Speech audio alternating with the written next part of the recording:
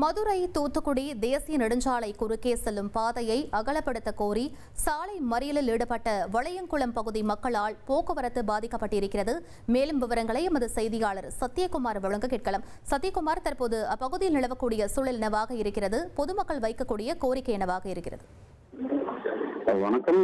மதுரை திருப்பரங்குன்றம் தொகுதிக்குட்பட்ட வளையங்குளம் பகுதியில் அந்த மதுரை தூத்துக்குடி தேசிய நெடுஞ்சாலையானது உள்ளது. இங்கு பாலம் கட்டும் பணிகளானது கிட்டத்தட்ட கடந்த 6 மாதமாக நடைபெற்று வருகிறது. இந்த பாலம் பார்த்தனால் கிட்டத்தட்ட 38 கோடியே 23 லட்சம் மதிப்பில் இந்த பாலம் கட்டப்பட்டு வருகிறது. குறிப்பாக இந்த பாலத்திற்கு கீழ் புதிதாக போடப்படும் 20 அடி சாலையை 40 அடி சாலையாக அகலப்படுத்த கோரி இந்த வளையங்குள பொதுமக்கள் கோரிக்கை வைத்து கிட்டத்தட்ட நீண்ட நாட்கள் ஆகியும் அதை செயல்படுத்தாததால் இன்று காலை திடீரென சாலை மறியலில் ஈடுபட்டனர். கடந்த 1.5 மணி நேரத்திற்கு மேலாக நடைபெற்ற இந்த போராட்டத்தால் இப்பகுதியிலிருந்து பள்ளி கல்லூரிகள் செல்லும் மாணவர்கள் பெரிதும் அவதிக்குள்ளாகும் சூழல் ஏற்பட்டது.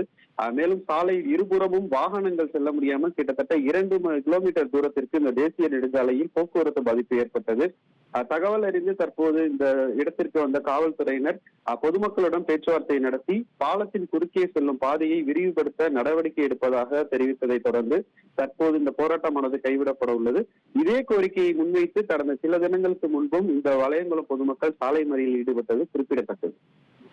விவரங்களுக்கு நன்றி சத்யகுமார். 1,23,00,000 மனங்களை வென்ற தந்தி டிவி யூடியூப் சேனல். தவிர்க்க முடியாத தம்ப்நெயில்ஸ், கலக்கலான கான்டென்ட்ஸ். நீங்களும் இந்த குடும்பத்தில் இணைய இப்பவே சப்ஸ்கிரைப் பண்ணுங்க. அசுரபலம் கொண்ட எங்கள் டிஜிட்டல் கரங்களில் உங்கள் விளம்பரங்களை சேர்க்க வாட்ஸ்அப் பண்ணுங்க. 8939888378. Email advttv@dttv.in.